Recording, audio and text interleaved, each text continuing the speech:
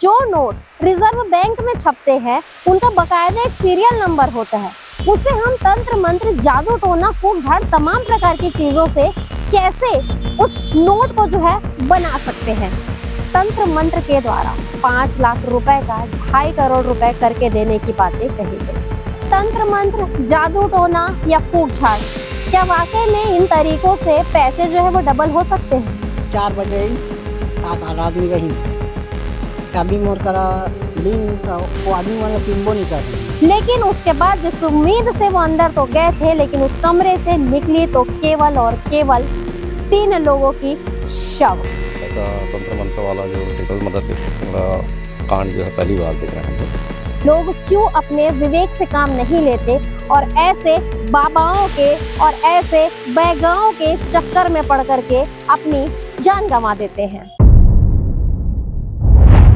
अब से ठीक कुछ ही दिनों पूर्व हमने खबर में आप सभी को दिखाया था कि किस प्रकार से तंत्र मंत्र की क्रियाविधि के द्वारा 1 लाख के 11 करोड़ कर दिए जाएंगे, यानी कि पैसे को 10 गुना कर दिया जाएगा। ऐसा प्रलोभन लोगों के द्वारा एक व्यक्ति को दिया गया। व्यक्ति उनके झांसे में आया और उसके बाद वो वहां पहुंच गया तंत्र मंत्र की क्रियाविधि में शामिल होने के लिए, जिसके बाद तुरंत ही उस व्यक्ति को समझ आ गया कि किस प्रकार से उसके साथ ठगी की जा रही है और पुलिस के गिरफ्त में तुरंत ही ये ठग लोग भी आए और उस व्यक्ति के पैसे भी तुरंत ही उसे उसी दिन वापस मिल गए। ऐसी भी खबरें थी जो हमने आप सभी तक के पहुंचाई थी। इस खबर को बीते हुए, इन बातों को ठंडे होने से पहले ही फिर एक घटना निकल करके आती है कि किस प्रकार से 5 लाख के 2.5 करोड़ कर दिए जाएंगे। चलिए अब ये 5 लाख के 2.5 करोड़ की कहानी क्या है, जिसके ऊपर हम आप सभी से बात करेंगे। आज के तारीख में अगर 10 साल के बच्चे के सामने भी ये जिक्र हो ना कि पैसों को डबल कर दिया जाएगा तंत्र मंत्र के द्वारा, तो शायद बच्चा भी हंसेगा और कहेगा कि कुछ भी झूठ मत बोलिए। समझ तो गए ही होंगे कि किस विषय में मैं बात करना चाह रही हूँ।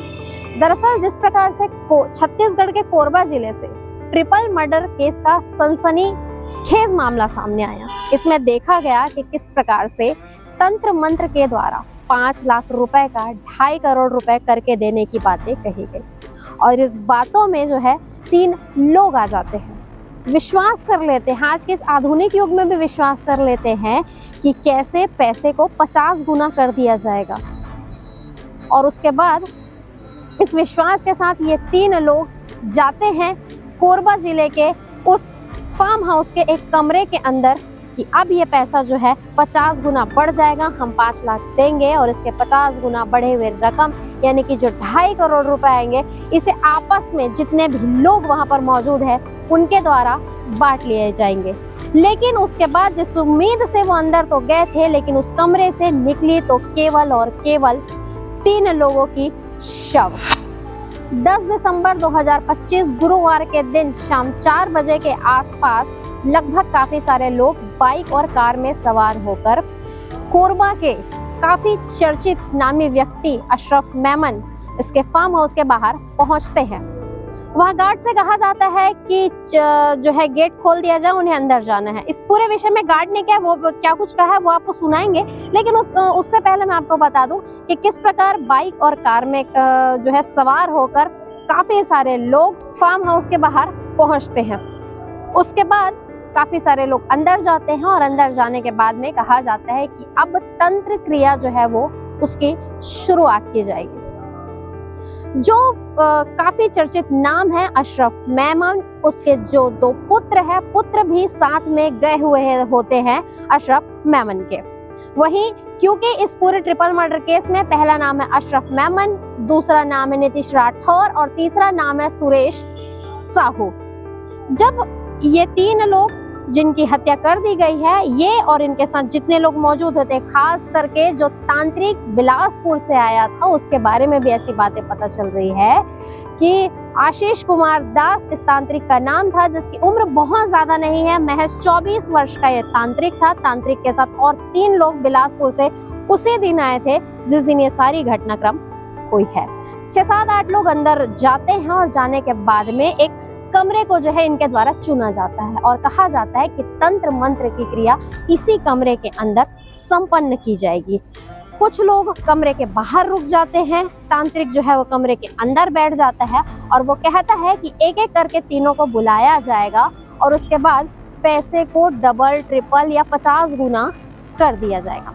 अब मिली जानकारी के अनुसार सबसे पहले इस पूरे मामले में सबसे पहले नीतीश राठौर को बुलाया जाता है और अभी भी ये भी पता चल रहा है कि जो नीतीश राठौर है ये दुर्ग का नहीं बल्कि बलौदा बाजार का निवासी है। इसे अंदर बुलाया जाता है और एक रस्सी से गोला बनाया जाता है और इसी में इसे बिठाया जाता है। तांत्रिक कहता है कि अब वो जो है वो तंत्र क्रिया शुरू कर रहा है और उसके बाद वहाँ पर बैठने के बाद रस्सी की भी जिक्र यहाँ पर काफ़ी ज़्यादा हो रही है। नायलॉन की जो रस्सी होती है उसे जो है जितने भी मृतक है इनके गले में इस प्रकार से बांधा जाता है कि ये जो रस्सी है दीवार, जिस कमरे में ये लोग बैठे थे उस कमरे की दीवार में एक छेद था और उसी छेद से ये रस्सी कमरे के बाहर के तरफ जा रहा था। और पहले से शायद इन लोगों की प्लानिंग हो गई थी जिसमें ये पहले से तय था कि रस्सी जब कमरे के बाहर आएगा तो जितने तांत्रिक के सहयोगी है ये लोग आपस में मिलकर उस रस्सी को बाहर की ओर खींच लेंगे। गले में दबाव इतना ज्यादा पड़ता है मृतकों के कि जब रस्सी बाहर से खींची जाती है और मृतक जो है, मृतक को तो यही लगता है कि किसी प्रकार की तंत्र क्रिया चल रही है। रस्सी जब बाहर खींची जाती है तो उसमें इतना ज्यादा दबाव पड़ता है कि सीधे सीधे मृतकों की सांसें थमने लगती है। पहले एक जो है मृतक उसे अंदर बुलाया गया जिसका नाम मैंने अभी आपको बताया कि नीतीश राठौर को सबसे पहले अंदर बुलाया गया था, ऐसी बातें सामने आई। इसके बाद अशरफ मेमन को अंदर बुलाया जाता है, वो वहां पर पहुंचते हैं। तो अभी तक ये पता नहीं चल रहा है कि जब अशरफ मेमन अंदर जाते हैं तो उन्हें के इस बात की शंका नहीं होती उस व्यक्ति को देखकर जिसे सबसे पहले बुलाया था नीतीश को कि आखिर ये ऐसे क्यों पड़ा। और अगर हो सकता है कि शायद उसने पूछा भी होगा तांत्रिक से कि यहाँ पर ये बेहोश क्यों पड़ा है तो तांत्रिक शायद ये भी कह दिया होगा कि तंत्र क्रिया के दौरान या झाड़ा करने के दौरान एक प्रक्रिया है जिसमें अब ये थोड़ी देर बेहोश है, हो सकता है थोड़ी देर बाद उठ जाए, ऐसी भी कयासें लगाई जा रही है। तो उसके बाद जब अशरफ मेमन अंदर जाते हैं उनके साथ भी सेम प्रोसेस जो है वो की जाती है और वो भी बेहोश हो जाते हैं। तीसरी बार में जो है सुरेश साहू अंदर जाते हैं, सेम प्रक्रिया होती है और उसके बाद वो भी बेहोश हो जाते हैं और कहीं ना कहीं तीनों की सांसें उसी दिन उसी समय में थम जाती है। तो वहीं इस पूरे मामले में ये भी पता चल रहा है कि लगभग 5 लाख रुपए कैश उसी कमरे में रखा हुआ था जहां पर ये तीनों जो व्यक्ति है, जो तीनों मृतक है, इन लोगों को जब बुलाया गया और जहां पर ये बेहोश अवस्था में पड़े हुए थे। बेहोश कहने का अर्थ यहाँ पर इसलिए है क्योंकि जब ये झाड़े की प्रक्रिया कहे या ये तंत्र मंत्र की क्रिया विधि कहे जब काफी देर से चल रही थी तो अशरफ मेमन के जो दोनों बेटे थे वो उस फार्म हाउस के बाहर में मौजूद थे और उन्हें कहीं ना कहीं शंका हो गई कि शाम 4 बजे से प्रोसेस चलते चलते रात इतनी ज्यादा हो गई हो, उसके बावजूद अभी तक किसी की भी आवाजें नहीं आ रही है, कुछ भी पता नहीं चल रहा है। जब इन लोगों ने देखा, बातचीत करने का प्रयास किया, अंदर जाकर देखा, कमरे का दरवाजा खोला तो आंखें फटी की फटी रह गई क्योंकि तीन लोग जमीन पर बेहोश पड़े हुए थे। जिसके बाद वहां पर झगड़ा लड़ाई जैसी भी स्थिति निर्मित हुई, ये भी चीजें निकल करके सामने आ रही है। मिली जानकारी के अनुसार हाथापाई भी हुई, ऐसा भी पता चल रहा है क्योंकि जो तांत्रिक है, तांत्रिक का जो मित्र है, मित्र को काफी ज्यादा चोटें आई थी और पट्टी वगैरह उसे भी लगा हुआ था। जिसके बाद ये सारी चीजें होने के बाद तीनों को जो है एक निजी अस्पताल में ले जाया जाता है। जब निजी अस्पताल में लेकर जाते हैं तो वहां पर डॉक्टरों के द्वारा तीनों को मृत घोषित कर दिया जाता है। जिसके बाद इस पूरे घटना की जानकारी स्थानीय पुलिस को दी जाती है। उरगा थाना क्षेत्र अंतर्गत का सारा मामला है। जब पुलिस मौके पर पहुंचती है, तफ्तीश शुरू करती है तो सभी के होश उड़ जाते हैं कि आखिर कोरबा जैसे जगह में एक इतने बड़े काफी चर्चित नामी व्यक्ति अशरफ मेमन जो लगभग 40 से ज्यादा व्यापारियों से प्रत्यक्ष या अप्रत्यक्ष रूप से जुड़ा हुआ है और स्क्रैप का काफी बड़ा कारोबार इसका है, उसके भी हत्या कर दी गई है। और एक उसी के फार्म हाउस से एक कमरे से 3 लोगों को का जो है इस प्रकार से मिलना, जिसके बाद से लगातार पूरे एरिया में और पूरे छत्तीसगढ़ में और पूरे देश में जैसे जैसे ये खबर फैलती है तो काफी ज्यादा सवाल उठने लगता है कि आखिर किस प्रकार से तंत्र मंत्र जैसी बातों में आकर लोग अपना इतना बड़ा नुकसान कर लेते हैं कि एक साथ ट्रिपल मर्डर जो है हो जाता है। अब फिलहाल इस पूरे मामले में पुलिस के द्वारा कुल 6 आरोपियों को गिरफ्तार कर लिया गया है और अभी भी प्रश्न यही उठता है कि ये जो जिस घटना को अंजाम दी गई है, आखिर इसके पीछे की मुख्य वजह क्या थी? क्या किसी प्रकार का दुश्मनी था? क्योंकि काफ़ी बड़े चर्चित नामी व्यक्ति है अशरफ मेमन, और वहीं सुरेश जो है, सुरेश साहू, उनके भी पत्नी मीडिया के समक्ष में आई, काफ़ी सारी बातें उन्होंने रखी। उन्होंने बताया कि किस प्रकार से उनके पति जो है सुरेश साहू काफ़ी दिनों से काफ़ी ज़्यादा परेशान चल रहे थे। घटना वाले दिन भी वो दोपहर में ही घर से चले गए थे, खाना भी उन्होंने नहीं खाया था। जब वो कॉल पर लगातार संपर्क करने की कोशिश करी तो उन्होंने कहा कि खाना भी वो किसी के साथ गया है, उन लोगों के साथ उन्होंने खा लिया है। उसके बाद शाम तक फ़ोन किया, फ़ोन नहीं उठाया, बोले कि बैगा ने बोला अभी फ़ोन नहीं उठाना, ऐसी भी चीज़ें सामने आ रही। बाद में फिर फ़ोन किसी ने उठाया नहीं, ये भी कहा जा रहा है। और साथ ही ये भी चीज़ें सामने आ रही है कि जो गुड़िया देवी है, सुरेश कुमार की पत्नी, उसका कहना है कि बिलासपुर निवासी संजय साहू दोपहर के वक्त में आया था, वो ही उसके पति सुरेश साहू को लेकर के गया है। और जाने से पहले जो सुरेश साहू है वो अपने खाते से 5 लाख रुपए लेकर के घर से निकला था। बैंक का शायद पासबुक भी अपने साथ में लेकर वो गया था। जिसके बाद जब ये सारी घटना घटी तो वही संजय साहू गुड़िया देवी के पास पहुंचते हैं और बताते हैं कि सुरेश की तबीयत काफ़ी ज़्यादा खराब है। और जिसके बाद वो भी जब जाकर देखती है तो जिस प्रकार की वस्तुस्थिति थी वो भी कहीं ना कहीं काफ़ी ज़्यादा सदमे में आ जाती है कि इतनी बड़ी घटना आखिर कैसे घट गई। अब फिलहाल जानने का विषय है और प्रश्न बार बार यही उठता है कि आखिर इतने बड़े घटना को अंजाम क्यों दिया गया है? क्या पुरानी कोई रंजिश है, आपसी दुश्मनी है? और अगर दुश्मनी है तो किससे है? क्योंकि यहाँ पर कुल 3 लोगों की हत्या हुई है, ना केवल एक व्यक्ति की हुई है। यदि किसी की किसी से रंजिश होती है, आपसे दुश्मनी होती है, अगर कोई किसी को मौत के घाट उतारता भी है तो एक साथ 3 लोगों से कैसे जो है किसी की आपसी रंजिश या दुश्मनी हो सकती है? और उसके बाद एक ही कमरे से 3 लोगों का शव बरामद होना, तो काफी सारी चीजें अब देखना होगा कि आगामी समय में क्या पता चलता है कि आखिर तांत्रिक समेत बाकी के 5 लोगों ने क्यों इन 3 व्यक्तियों को मौत के घाट उतार दिया। इससे आखिर उन सभी को क्या मिला? जैसे ही ये सारी बातें सनसनी की तरह इलाके में फैली तो गार्ड जो है, जो उस फार्म हाउस का जो गार्ड है, वो भी सामने आया। उसने भी देखा कि किस प्रकार की चीजें हुई है। क्योंकि एक शाम पहले उन्होंने जो है किसी से फोन में बात करके, शायद मालिक से फोन में बात करके चाबी जो है लोगों को दी थी, और उसके बाद इतनी बड़ी घटना जो है घट जाना। तो इस पूरे विषय में गार्ड ने भी क्या कुछ चीजें कही, चलिए वो भी आपको दिखाते हैं। ज्योति प्रसाद भंडारे चौकीदार नहीं है।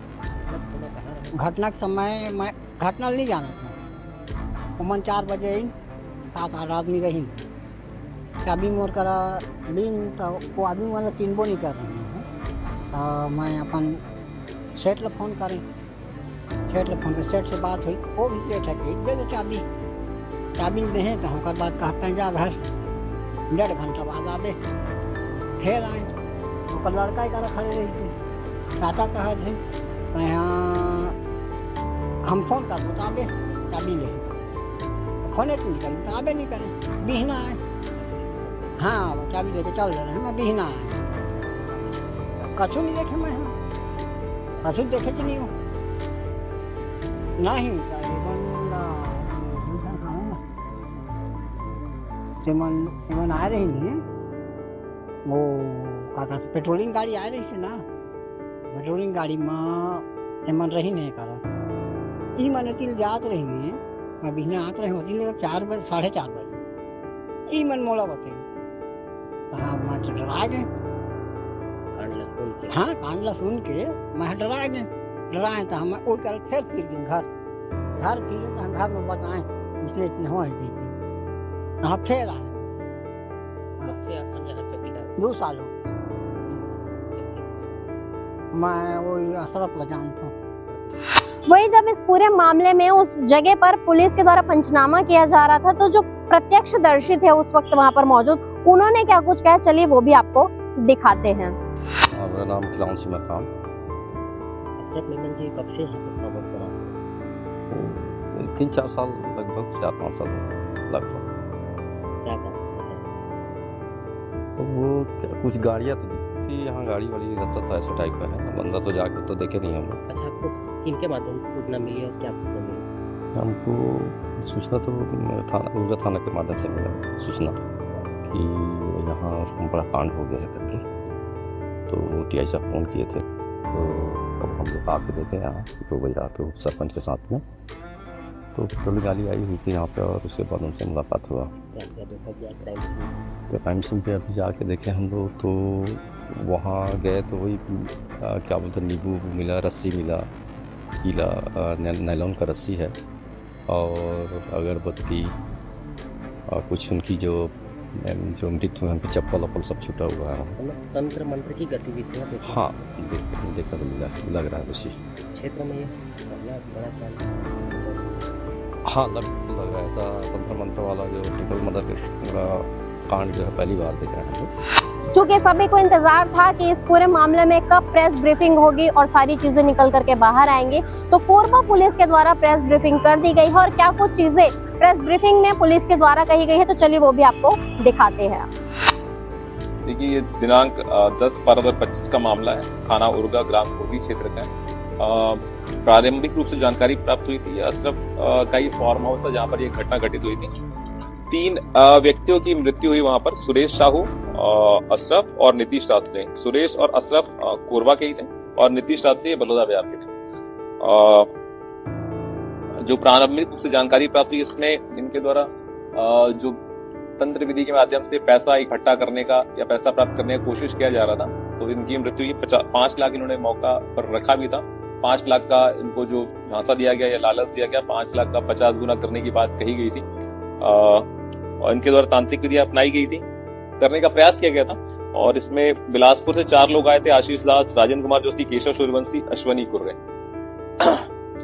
इन लोगों के बातों में आकर और ये जो सुरेश, अशरफ, नीतीश, भागवत, ये लोग भी ये सब चीजों में लगे हुए थे और इस घटना क्रियाकलाप के दौरान सुरेश, अशरफ और नीतीश रात्रे की मृत्यु हो गई। इसमें जो कड़ी था वो नीतीश रात्रे और संजय कुमार साहू के द्वारा नीतीश रात्रे से संपर्क किया गया था। और जो नीतीश रात्रे है, ये जो बिलासपुर से जो अन्य व्यक्ति आते 4 लोग, इनसे उनका पूर्व से संपर्क था।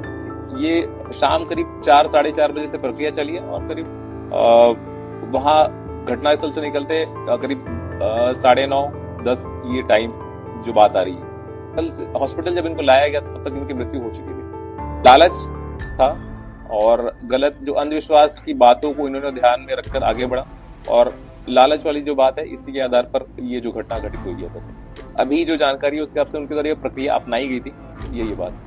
अभी कुछ टेक्निकल चीजें और है जिनको एकत्रित करके आगे जो अपन CDR अपन लेते हैं, टावर डंप लेते हैं, उसके आधार पर फिर तथ्य इकट्ठा किए जाएंगे। फिर और जो जांच है, जांच का दायरा बढ़ाया जाएगा उसके आधार पर, क्योंकि वो तो आगे जांच में ही क्लियर हो पाएगा कि हमको किन किन चीजों की आवश्यकता है। पहले तो अभी हमारा जो प्रमुख जो टास्क है, जो कुछ और गवाह है उनका हमको बयान लेना है, तो CDR एनालिसिस करना है, वो हमको करना है। उसके आधार पर ही आगे कार्रवाई करेंगे। फिर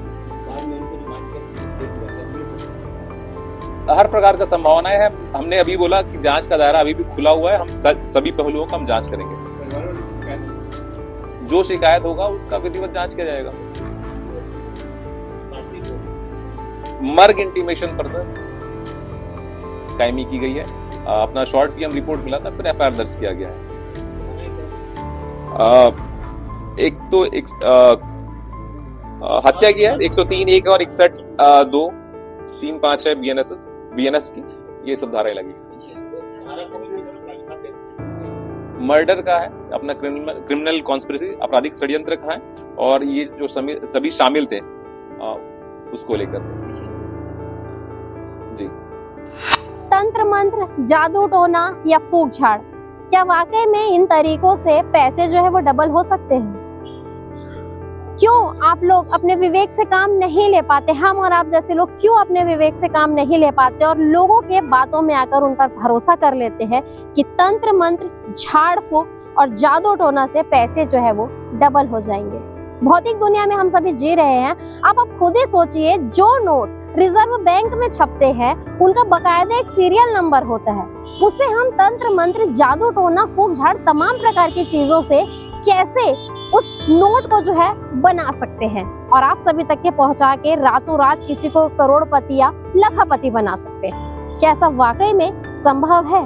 क्यों, और फिर से कहना चाहेंगे कि लोग क्यों अपने विवेक से काम नहीं लेते और ऐसे बाबाओं के और ऐसे बैगाओं के चक्कर में पड़ करके अपनी जान गंवा देते हैं। ऐसी ही जो घटना है, दुर्ग भिलाई की भी घटना हमने आपको बताई, कोरबा की भी घटना बताई। दुर्ग भिलाई की घटना में तो खैर समय रहते पुलिस की तत्परता से और जो प्रार्थी था, प्रार्थी की भी सजगता से तुरंत ही उसे पैसे मिल गए थे। और आज के डेट में भी जो जितने उस पूरे मामले में आरोपी थे वो जेल के सलाखों के पीछे है।